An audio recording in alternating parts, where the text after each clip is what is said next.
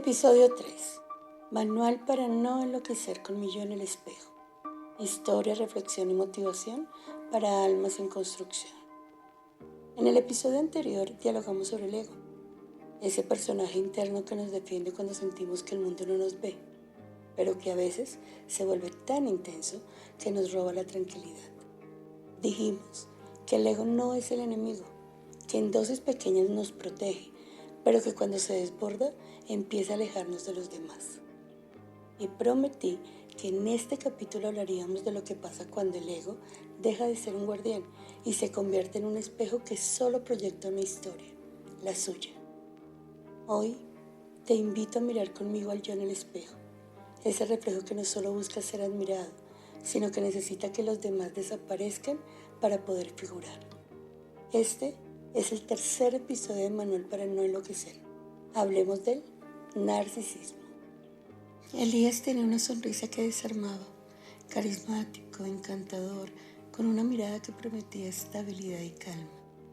Cuando Amara lo conoció, sintió que había encontrado a alguien diferente, seguro de sí mismo, de esos hombres que saben qué quieren y cómo lo quieren. Divertido, atento, la escuchaba hablar por horas y parecía fascinado con cada detalle de su vida. Le decía frases como: nunca había conocido a alguien tan único como tú. Y Amara, que venía de una historia de desamor, se sintió por fin elegida, importante y especial. Todo parecía perfecto. Flores, mensajes, cenas, promesas, hasta que la historia dejó de ser sobre los dos y empezó a ser solo sobre él. Al principio, Elías le hacía reír, después dudar, y algo cambió. Poco a poco, ese interés se transformó en control. Ya no era cuídate amor, no llegues tan tarde, sino ¿por qué siempre sales sin avisarme? Dejó de ser el hombre que la escuchaba para convertirse en quien corregía cada palabra. Lo que antes lo enamoraba empezó a molestarle. Cuando ella contaba algo bueno del trabajo, él respondía: sí, pero eso no es nada comparado con lo que yo logré hoy. O cuando Amara se arreglaba, él sonreía con orgullo, hasta que otros la miraban. Entonces decía: no exageres, te ves bien, pero no necesitas llamar tanto la atención. A veces en reuniones con amigos, él contaba las historias de Amara, pero con su toque heroico. Ella pasaba de protagonista a público. En una ocasión, Amara contó emocionada que la habían ascendido. Elías sonrió y frente a todos dijo: claro, yo le ayudé a preparar esa entrevista. Sin mí no habría pasado. Todos rieron, ella también, pero por dentro algo se rompió. Esa noche, cuando intentó hablarlo, él respondió: tú siempre te tomas todo muy personal, dramatizas. Sin embargo, le gritó: tú no estarías donde estás si no fuera por mí. Y ella, con la voz entrecortada, le respondió: tienes razón, pero tampoco estaría así si no te hubiera conocido. Despertó, pensamos. Sin embargo, ese despertar no fue suficiente, porque otro día, en medio de otra discusión, Amara lloraba y Elías, con voz sutil, le dijo: siempre estás exagerando. Si te sientes mal es porque no sabes manejar tus emociones. Yo solo trato de ayudarte. Y ahí estaba la trampa. Y Amara no logró darse cuenta.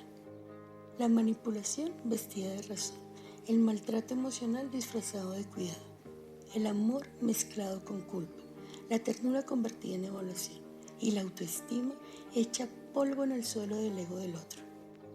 Nada que hacer. Amara comenzó a desaparecer en su propia casa. Se apagó lentamente, dejó de brillar, de maquillarse. Ya no opinaba o contaba sus logros por miedo a los reproches. Incluso dejó de mirarse en el espejo, porque cada vez que lo hacía, escuchaba una voz en su cabeza diciendo: no estás tan linda como antes, te estás descuidando. Y sin darse cuenta, Amara se volvió un reflejo más del espejo de Elías, una pieza que lo hacía sentirse más grande, más esencial y más perfecto. Quiero compartirte la siguiente frase: el problema no es mirarse al espejo, El problema es creer que lo que ves ahí es más real que lo que sientes. El narcisismo no solo renace en las relaciones de pareja, puede estar en muchos lugares. En el jefe que humilla para sentirse poderoso, en el amigo que compite hasta con tu tristeza, o en el familiar que solo aparece cuando necesita algo. No todos los narcisistas son iguales. Algunos son abiertamente arrogantes. Otros son sutiles, encantadores, casi hipnóticos. Pero hay señales que los delatan. Hablemos de eso. Primero, necesitan admiración constante. Si no los elogias, se ofenden, se alejan o atacan. Segundo, tienen poca o nula empatía. No conectan con tus emociones. Solo les importa cómo tus sentimientos afectan los de ellos. Tercero, evitan asumir responsabilidad. Todo es culpa de los demás, del mundo, del destino, menos de ellos. Cuarto, controlan con sutileza. Usan la culpa, el sarcasmo o el silencio como armas. Quinto, su autoestima es frágil. Bajo su aparente seguridad hay miedo y mucho miedo a no ser suficientes, a no ser admirados. Sexto, lo más doloroso, te hacen dudar de ti, de tus recuerdos, de tus palabras, de tus sentimientos, hasta que un día ya no sabes si estás exagerando o sobreviviendo. ¿Qué hacer cuando te enfrentas a un narcisista? Si tienes un narcisista cerca, hay algo que debes recordar. No lo vas a cambiar, porque el narcisista no busca sanar, busca sostener su imagen. Entonces, tu tarea no será hacer cosas para que el otro cambie, sino hacer cosas para que tú logres recuperar tu centro. Y para esto te sugiero. Primero, pon límites, no desde el enojo, sino desde la claridad. El narcisista se alimenta del conflicto y de la culpa. Aprende a decir no sin explicar tanto. Es una forma de respetarte también. Segundo, no entres en su juego. Cuando discutes con él, no estás en una conversación, estás en una escena donde el único protagonista es él. Tercero, recuerda quién eras antes de conocerlo. Recupera tus espacios, tus pasiones, tus amistades. Ellos te devuelven la luz que habías perdido. Y si puedes, aléjate, no como castigo, sino como acto de amor propio. Desde la mirada psicológica, el narcisismo es una forma de protección aprendida. Detrás de esa arrogancia hay una profunda inseguridad, un temor al rechazo o un temor a ser olvidado. No saben amar sin miedo y por eso confunden amor con control. Necesitan dominar o manipular, buscando constantemente admiración y superioridad. Y es que el narcisista no busca conexión, busca reflejo. No te mira para verte, te mira para verse a sí mismo a través de ti. Desde lo espiritual, el narcisismo es el olvido del alma. Es confundir la máscara con la esencia, la forma con el fondo. Es vivir tan identificados con el personaje que olvidamos al ser que lo habita. El alma no necesita halagos para sentirse viva. Necesita presencia, humildad y silencio. Por eso el antídoto del narcisismo no es la humillación, sino el recuerdo de quién eres tú cuando nadie te aplaude. Solo cuando el ser humano se atreve a mirar su sombra sin huir del dolor, el espejo se limpia y el reflejo deja de ser enemigo.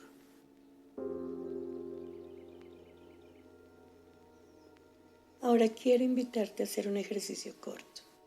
No necesitas nada más que sinceridad contigo. Piensa en una persona que últimamente te ha hecho sentir cansancio emocional. Puede ser tu pareja, un amigo, un jefe, un familiar. Tenla en mente mientras respondes en silencio a estas preguntas. Puedes pausar y activar. Lo importante es que te tomes unos segunditos para responder. Primero, ¿sientes que debes cuidar tus palabras para no molestar o hacer enojar a esa persona?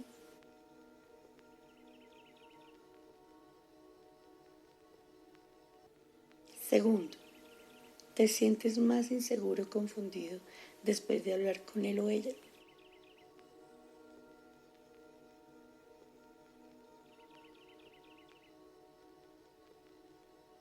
Tercero, ¿esa persona te escucha o solo espera su turno para hablar de sí misma?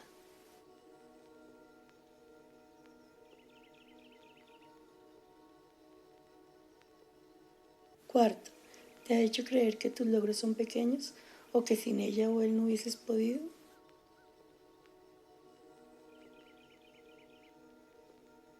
Quinto, ¿te ha hecho pedir perdón por cosas que no fueron tu culpa?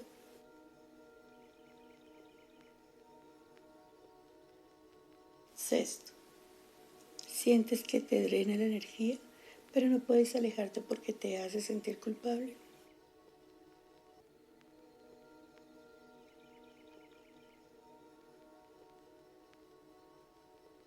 Si en más de tres respuestas tu cuerpo se sintió incómodo, probablemente estás frente a un comportamiento narcisista.